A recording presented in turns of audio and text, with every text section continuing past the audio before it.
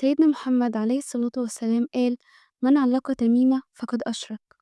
هو ما كانش بيتكلم عن خرزة بس، كان بيتكلم عن اعتماد على شيء غير ربنا سبحانه وتعالى.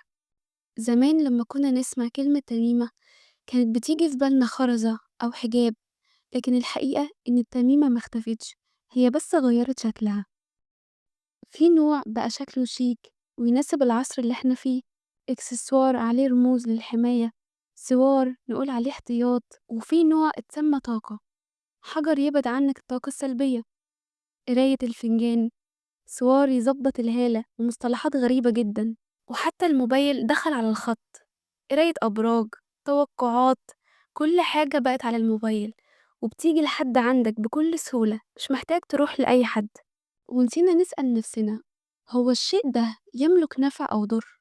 الشكل اتغير لكن الفكرة واحدة، قلبي بيدور على أمان بس في مكان غلط. ومن هنا لازم نفهم ليه التحذير كان شديد، وليه سيدنا محمد عليه الصلاة والسلام قال: الشرك فيكم أخفى من دبيب النمل. يعني ممكن يحصل بكل هدوء، من غير ما الإنسان يحس، ومن غير ما يقول أنا بعمل حاجة غلط. خلي بالك، الشرك هنا مش إن الإنسان يعبد التميمة، الشرك إن القلب يدي الأمان والثقة والحماية لشيء غير ربنا سبحانه وتعالى.